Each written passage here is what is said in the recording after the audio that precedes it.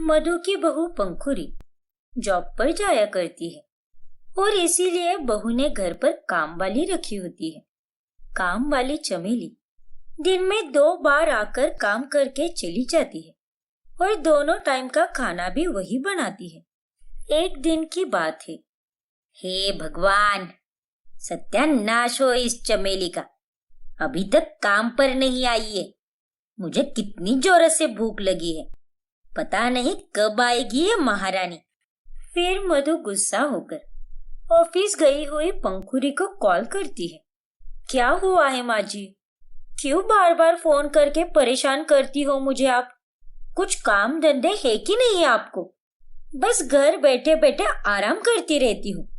अरे ओ भूतनी की, तेरे कारण ही मेरा ये हाल है। अभी तक उस बेवकूफ चमेली का कोई पता नहीं है। यहाँ पर मुझे कितनी जोरों से भूख लगी है, खुद तो काम पर चली जाती है। अगर तुझे खाना बनाना आता तो ये दिन नहीं देखना पड़ता मुझे।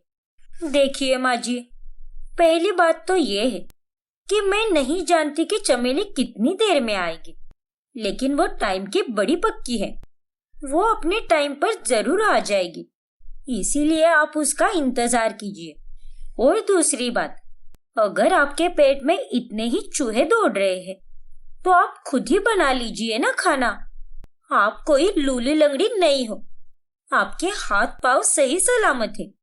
इसीलिए मेरा दिमाग मत खाइए और खुद को ही काम कीजिए। बाय। अरे लेकिन सुन तो मेरी बात। हेलो बहू, इसकी तो ऐसी की तैसी। सच में मेरी बहू तो एक नंबर की नालायक है। फिर थोड़ी देर में वहां पर चमेली आ जाती है। मेरा राम भी ले जा मेरा काम, भी ले जा मेरा शाम, भी ले जा मेरा नाम, भी ले जा। कल रात आया मेरे घर में एक चोर आके। अरे ओ छमक छल्लो, यू ठुमक ठुमक के मत आया कर, जल्दी जल्दी आया कर। इस समय तक मुझे भूख लगती है, लेकिन मेम साहब मेरे को भी काम रहता है ना, इसीलिए मैं फिक्स टाइम पर ही आएगी। चलो अब जल्दी जल्दी बताओ, क्या क्या ठूसोगी आज? क्या? मेरा मतलब क्या क्या बनाऊं मैं आपके खाने के लिए, ये बताइए। आलू मटर की सब्जी बना दे। मटर मैंने छिल के रख दिए हैं, और फुलके और चावल। और हाँ, मीठे में गुलाब जामुन बना दे, उसका आटा फ्रिज में पड़ा है। ठीक है मेम साहब, बना देगी मैं। और हाँ, जल्दी जल्दी बना सारा खाना, मेरे तो भाग ही फूटे हैं। ना बहू का सुख है और ना ही काम वाली का। सभी मेरा खून पीते रहते हैं। फिर एक दिन अचानक से पंखुरी की दादी सास का फोन आता है और वो मधु को बताती है कि वो कुछ दिन वहां पर रहने वाली है। ये खबर सुनकर मधु थोड़ी सी परेशान हो जाती है और वो पंखुरी से कहती है, अरे पंखुरी बहू, मेरी सास आने वाली है, यानी तेरी दादी सास। कुछ दिन वो यहीं पर रहेगी। हाँ तो मैं क्या करूं? नाचूं या उनकी आने की खुशी में मिठाइयां बांटती फिरूं? अरे कल मुही, पहले मेरी बात तो सुन ले कि आखिर मैं क्या कहना चाहती हूँ। ठीक है, बताइए क्या कहना है आपको? तेरी दादी सास ने कहा है कि वो आते ही राजमा चावल खाएगी, क्योंकि उन्हें राजमा चावल बहुत पसंद है और उन्हें तेरे हाथ के ही राजमा चावल खाने हैं। क्या? और सबसे जरूरी बात, उन्हें ये नहीं पता कि तू जॉब पर जाती है और तुझे खाना बनाना भी नहीं आता है। इसीलिए जब वो घर पर आएगी तब तुझे कुछ दिन जॉब से छुट्टी लेनी होगी।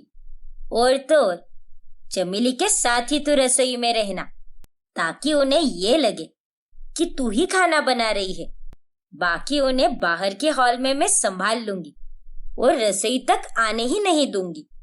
ओह गॉड, नहीं नहीं माँ जी, मैं ये झूठ मूठ का नाटक नहीं करने वाली।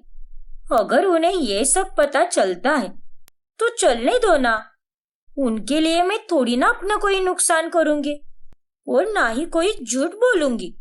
अरे ढीठ लड़की, अगर मेरी सास को पता चला कि मेरी बहू ऐसी है तो वो मुझे चप्पल से मारेगी। इसीलिए मेरी माँ, प्लीज मेरे लिए ये नाटक कर। बस कुछ ही दिनों की बात है। अरे मेरे लिए ना सही तो अपने पति मुकुल के लिए तो कर ले बहू। क्या माँ जी आप भी? अच्छा ठीक है, मैं भी इतनी बुरी नहीं हूँ। और वैसे भी मैंने अपनी छुट्टियां बचाई थी, वो अब मैं इस्तेमाल कर सकती हूँ। और हाँ, ये सब मैं मुकुल के लिए नहीं बल्कि आपके लिए कर रही हूँ, समझी ना आप? हाँ ठीक है बहू। फिर पंखुरी नाटक करने के लिए तैयार हो जाती है और दादी सास घर में आ जाती है। तभी पंखुरी रसोई में चमेली के साथ खड़ी रहती है और चमेली का बनाया हुआ राजमा चावल अपनी दादी सास को परोसती है। अरे वाह पंखुरी बहू, क्या बात है, तुम्हारे हाथों में तो जादू है जादू। इतना बढ़िया राजमा चावल तो मैंने आज तक नहीं खाया। शुक्रिया दादी। लीजिए ना, और लीजिए, मैंने आपके लिए रोटियां भी बनाई है, वो भी लाती हूँ मैं।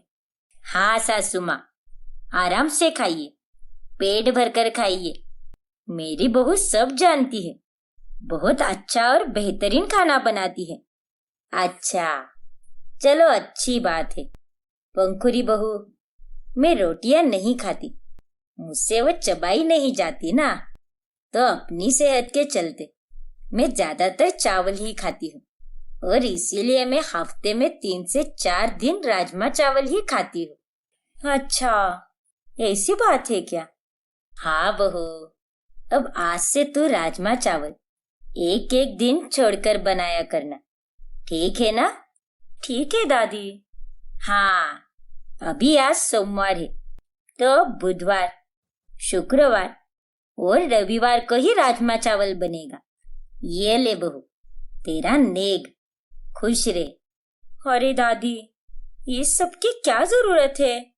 रख ले बहू, तेरी शादी में तो मैं नहीं आ पाई, इसीलिए तुझे आज दे रही हूँ। मेरी तरफ से तोहफा समझकर ही रख ले। अब पंखुरी यूं ही जब जब दादी को खाना चाहिए होता है तभी वो रसोई में चमेली के साथ खड़ी रहती है। ऐसे ही जब बुधवार आता है तब फिर से राजमा चावल बनता है।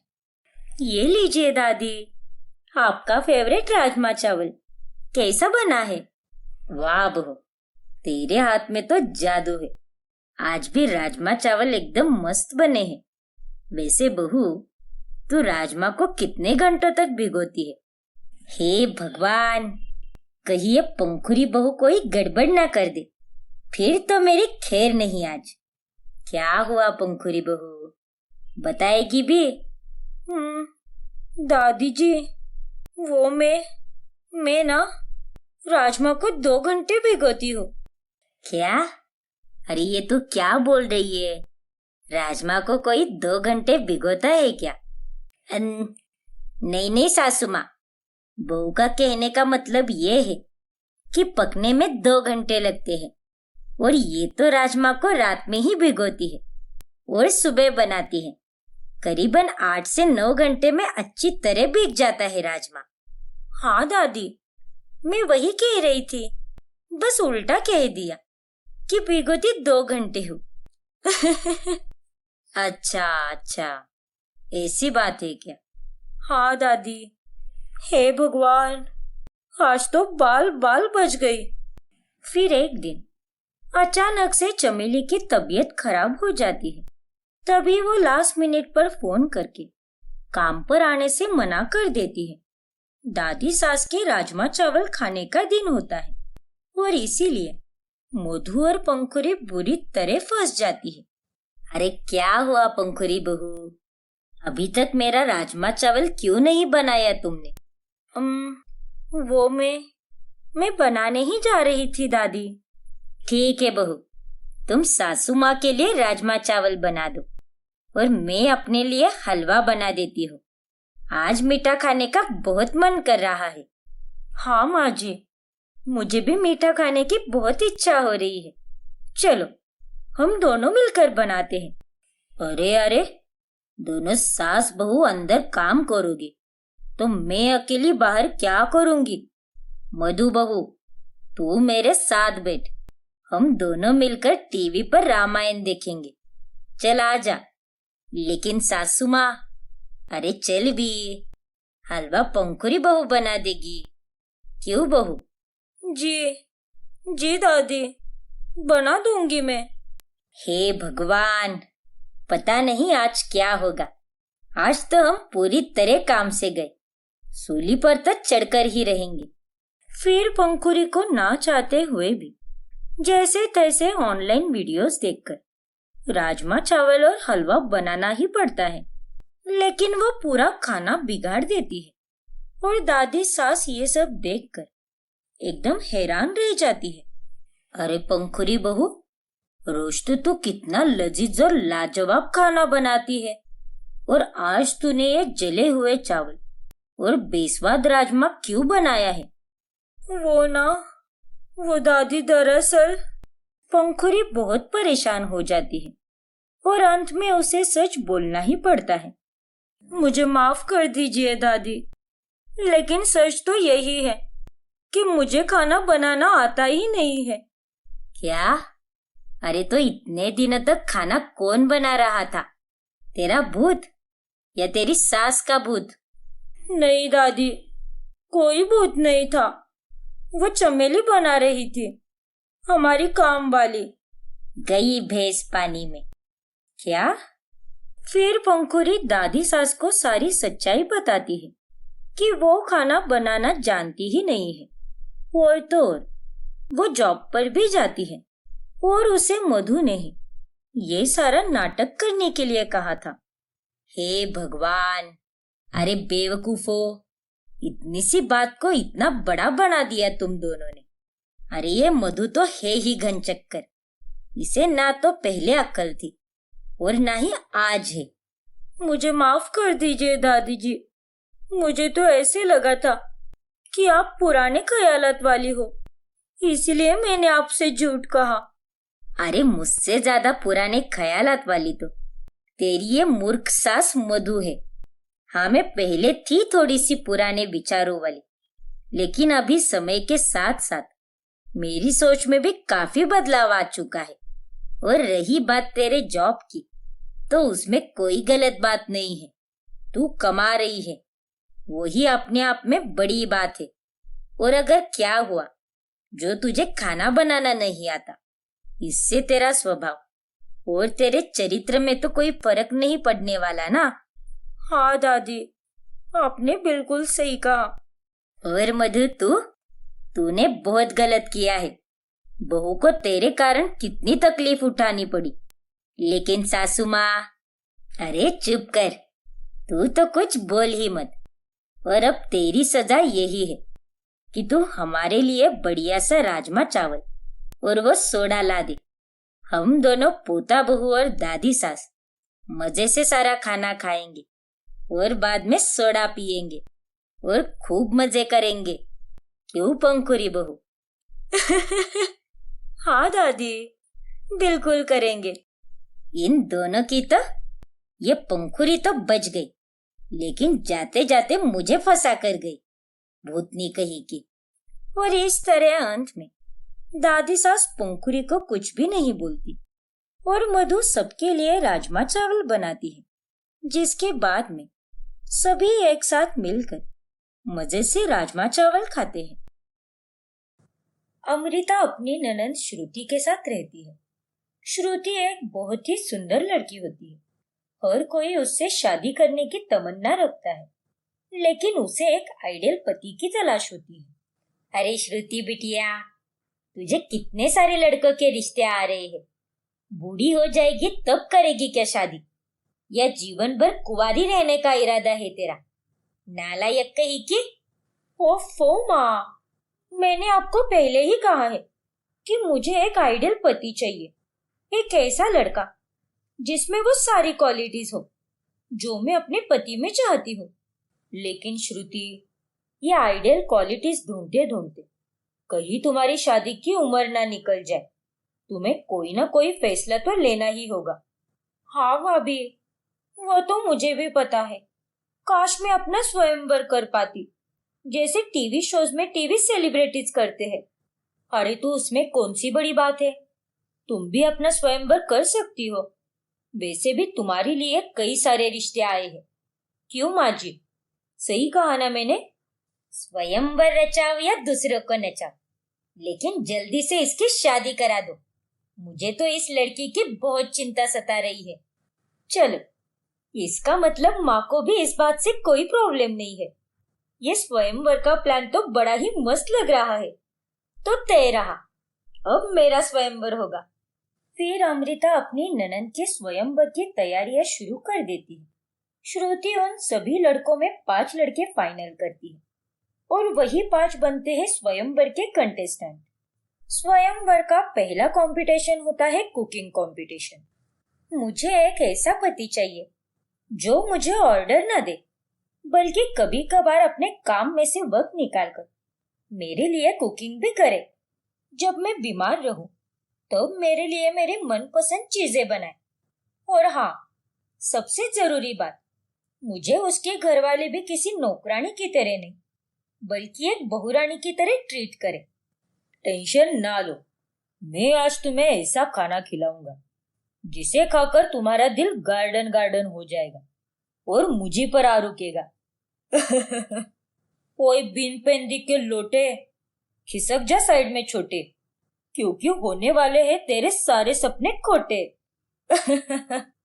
अरे भाई, आपस में ही डायलॉग बाजी करते रहोगे क्या, या फिर एक दूसरे के साथ सामना भी करोगे? श्रुति को अपनी बीवी बनाने के लिए सारे लड़के तगड़ी मेहनत करके तरह तरह के पकवान बनाते हैं, और जब समय पूरा होता है तब श्रुति सबके हाथ का बना हुआ खाना चखने लगती है और उसे सबका ही खाना ठीक ठाक लगता है। लेकिन एक लड़का ऐसा होता है जिसका खाना काफी खराब होता है। ओ माय गॉड, ये क्या है? ये खीर में नमक कौन डालता है? और ये क्या, ये भी कोई रोटी बनाई है? अरे ये रोटी तो पूरी जल चुकी है। सॉरी श्रुति, वो थोड़ा जल्दी जल्दी में रोटी जल गई। ऐसे कैसे तुम्हारी ही रोटी जल गई? बाकी चारों ने तो ठीक ठाक खाना बनाया है, लेकिन तुमने ठीक ठाक तो क्या, खाने जैसा खाना भी नहीं बनाया। इसीलिए तुम इस राउंड से डिस्क्वालीफाई होते हो। 5 लड़कों में से एक लड़का आउट हो जाता है, जिसके बाद 4 लड़के बच जाते हैं। मुझे कोई ऐसा लड़का चाहिए जो मेरी तरह एकदम फैशनेबल हो और उसका फैशन आईक्यू भी मेरी तरह एकदम हाई हो। क्या है कोई तुम चारों में से ऐसा कोई? हाँ, बिल्कुल है। अबे चुप कर लल्लो, तू मेरी सामने वाली गली में ही रहता है। अरे ये तो दिन रात कच्चे बनियान पे ही रहता है खुजाते हुए। ये क्या दिखाएगा फैशन, चपड़गंजू कहीं का। अबे घोचू, तू इतना वेला है कि तू अपने अड़ोस पड़ोस में ही ताका झाकी करता रहता है। छी, ऐसे वेले पति को अपना पति कभी मत बनाना श्रुति। अब घर पे फैशनेबल कपड़े पहनकर कौन बैठता है?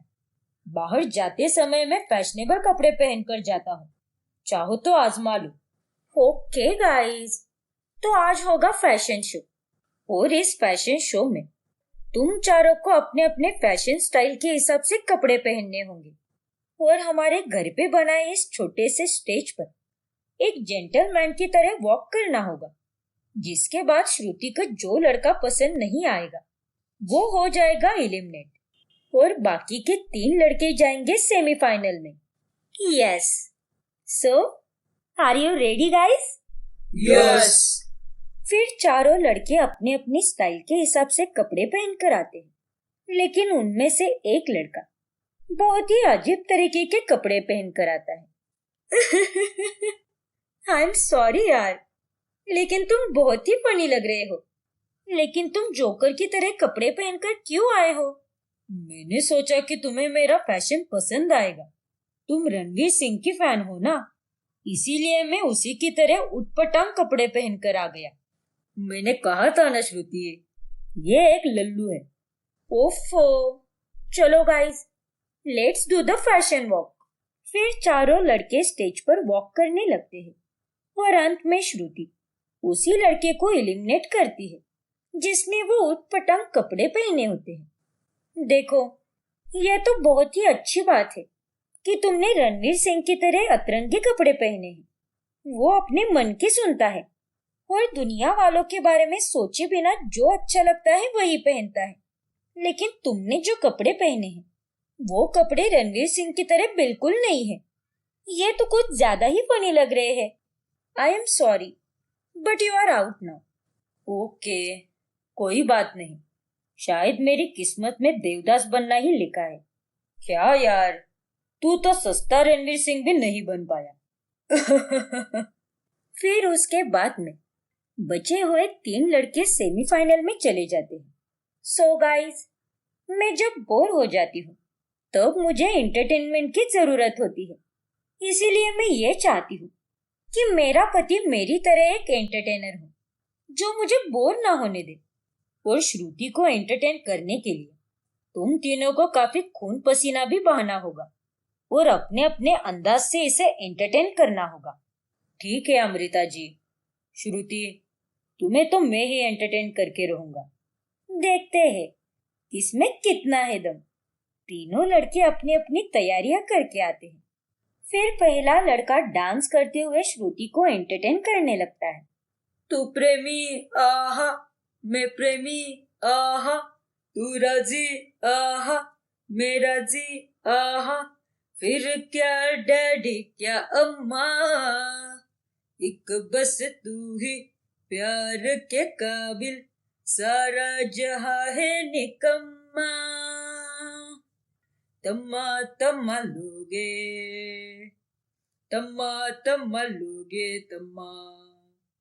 वाह, बोले तो एकदम झकास। बहुत मजा आया। नेक्स्ट, मैं तुम्हें बस हंसते और मुस्कुराते हुए देखना चाहता हूँ श्रुति, और उसी के लिए मैं यहाँ पर आया हूँ। हाय, एक दिन की बात है। पत्नी अपने पति से पूछती है कि जानू, तुम्हें मेरी सुंदरता ज्यादा अच्छी लगती है या मेरे संस्कार?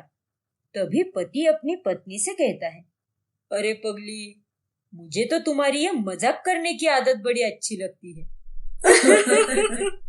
Very funny. और एक है मेरे पास। वो ऐसा क्या है जिसमें से आप सब ले लेंगे लेकिन फिर भी कुछ बच जाएगा? क्या? सब कुछ। अब अगले लड़के की बारी। श्रुति, मैं तुम्हारे लिए गाना गाना चाहता हूँ और गाने के जरिए तुम्हें अपने दिल का हाल, मेरा मतलब दिल के जज्बात बताना चाहता हूँ। ओके, स्टार्ट करो। तुम्हें हमसे प्यार कितना ये हम नहीं जानते, मगर जी नहीं सकते तुम्हारे बिना। आ आ ओ गॉड, कोई रोको इसे। सभी उस लड़के की बेसुरी आवाज सुनकर अपने कानों पर हाथ रख लेते हैं। अरे बस करो भाई, इससे पहले कि भूकंप आकर सब कुछ तबाह हो जाए, भगवान के लिए शांत हो जाओ। Okay ma'am, I am sorry. Oh God, अगर मैंने तुम्हारे साथ शादी कर ली तो फिर हमारे भारत में भी जापान की तरह हर महीने भूकंप आता रहेगा। ना बाबा ना, जय राम जी की। तुम जा सकते हो। वो लड़का एलिमिनेट हो जाता है और आखिर में अब 2 ही लड़के बचते हैं जो फाइनल राउंड में पहुंच जाते हैं। अब चौथा टास्क माइंड टास्क होता है जिसमें श्रुति उन दोनों के सामने बैठकर उनसे सवाल जवाब करती है। हाय गर्ग और आदित्य, अब मैं तुम दोनों से कुछ सवाल पूछूंगी और तुम्हें उसका सही जवाब देना होगा। ठीक है श्रुति। ओके श्रुति। तो पहला सवाल, शादी के बाद क्या तुम मुझे अपने दोस्तों से बात करने दोगे और क्या तुम मुझे जीन्स टॉप और बाकी छोटे कपड़े पहनने दोगे? देखो श्रुति, तुम जीन्स टॉप और छोटे कपड़े पहन सकती हो, लेकिन हमारे बेडरूम तक ही। उसके बाहर घर वाले और दुनिया वालों के सामने नहीं। और रही बात दोस्तों की, तो नहीं, तुम अपने दोस्तों से बात नहीं करोगी। क्योंकि शादी के बाद तो मैं ही तुम्हारा दोस्त बन जाऊंगा ना। देखो श्रुति, शादी के बाद तुम्हें जो पहनना है तुम पहन सकती हो, जिसमें तुम्हें कंफर्टेबल लगे। और रही बात अपने दोस्तों से बात करने की, तो शादी के बाद भी तुम अपने दोस्तों से दोस्ती बनाए रख सकती हो। तुम्हें उनसे शादी के बाद दोस्ती तोड़ने की कोई जरूरत नहीं है, क्योंकि शादी के बाद तो तुम्हारे सारे दोस्त मेरे ही दोस्त होंगे ना। ओके गौरव आदित्य, अब आखिरी सवाल। अगर एक मुश्किल भरी सिचुएशन आती है जिसमें मैं और तुम्हारी माँ फंसी है, तो तुम दोनों में से किसे बचाओगे, मुझे या अपनी माँ को? ऑब्वियसली श्रुति, मैं तो तुम्हें ही बचाऊंगा। सॉरी श्रुति, लेकिन मैं तुम्हें नहीं बल्कि अपनी माँ को बचाऊंगा, क्योंकि अगर तुम मेरी जीवन संगिनी हो तो वो मेरा पूरा जीवन है। जीवन के बिना मैं क्या कर पाऊंगा। कितना खूबसूरत ख्याल है तुम्हारा आदित्य, तुमने मेरा दिल जीत लिया है। और गर्व, मैं तुम्हारे साथ शादी नहीं कर सकती। जो लड़का अपनी माँ का नहीं हो सका, वो अपनी बीवी का क्या होगा?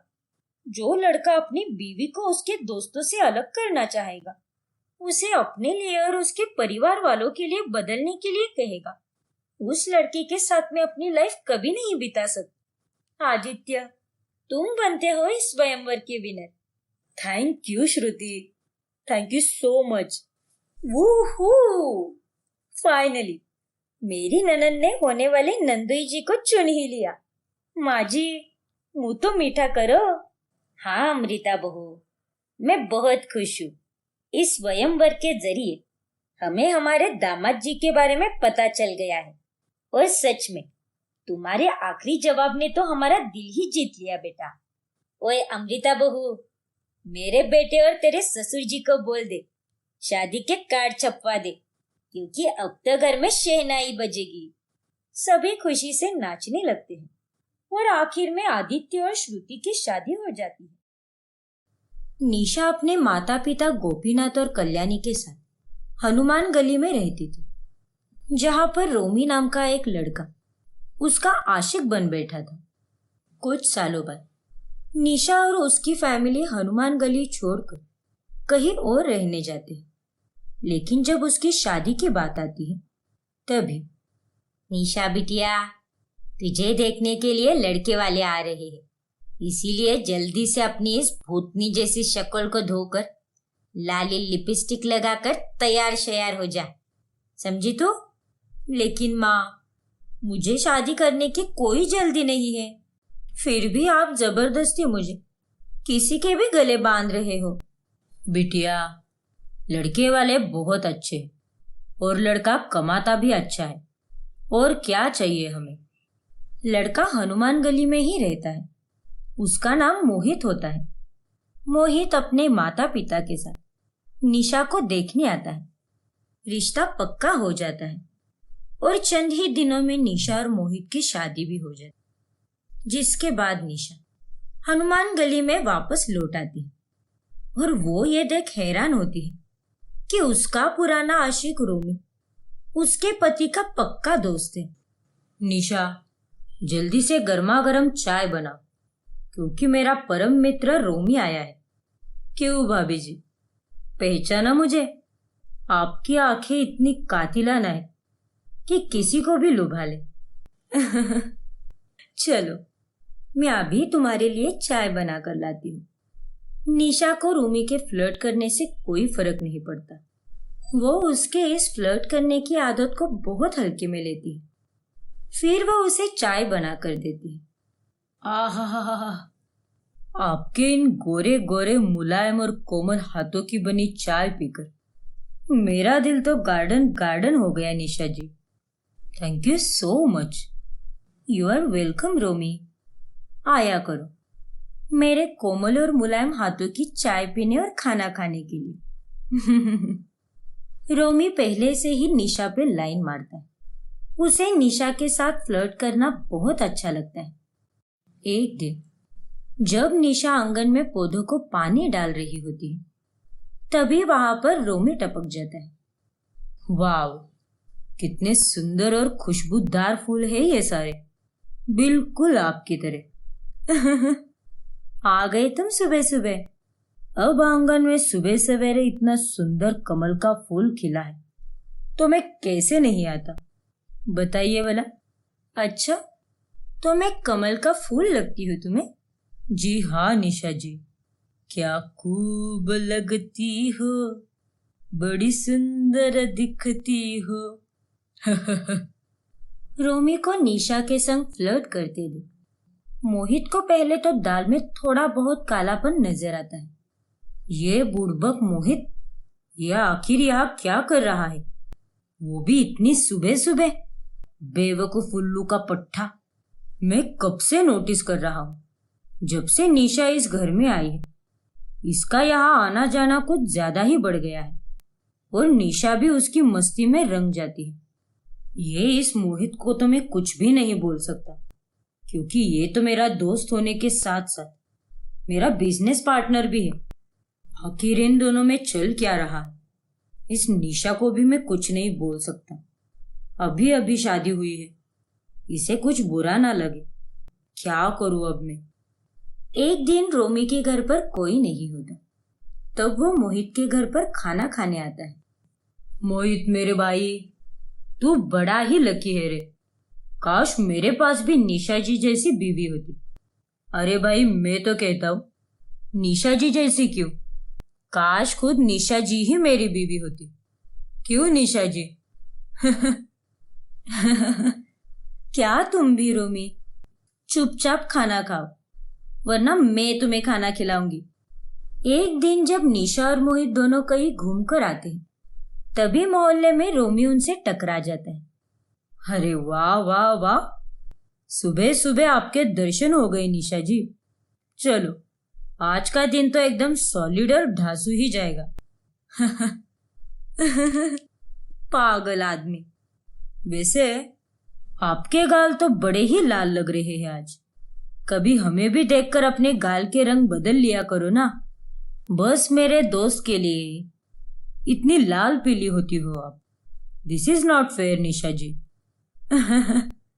गालों का रंग बदलना तो सिर्फ मोहित को देखकर ही होता है, बाकी किसी और के साथ नहीं। चलो, अब किसको यहाँ से। काली बिल्ली की तरह तुम हमारा रास्ता काटने आ गए। अरे निशा जी, मैं काली बिल्ली नहीं, काला बिल्ला होऊंगा ना। क्या आप भी? लगता है रोमांस का बुखार अब तक उतरा नहीं है और यह उसी का नतीजा है। नहीं उतरा, इसीलिए ऐसे हो रहा है। अब जाओ यहाँ से। अब दिन ब दिन रोमी की बढ़ती फ्लर्टिंग देख मोहित को बहुत गुस्सा आने लगता है।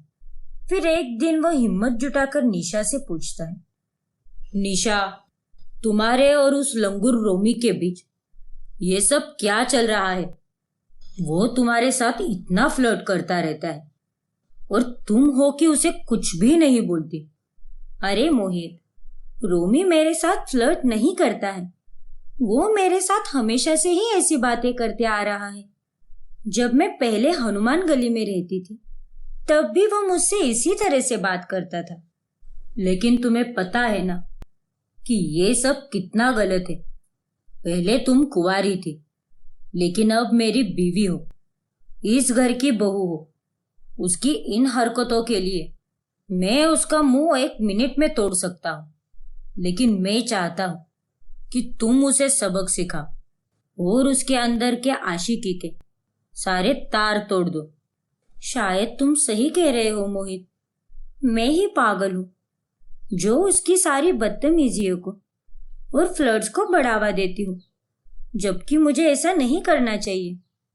फिर एक दिन जब घर में रोमी आता है तभी, अरे वाह, आज लड्डू बने हैं।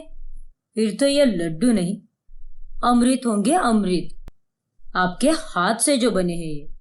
सही कहा तुमने रोमी भैया। अब एक भाई को ही अपनी बहन के हाथ का खाना पसंद आएगा ना। राखी का त्योहार तो चला गया, अब भाई दूज आ रही है।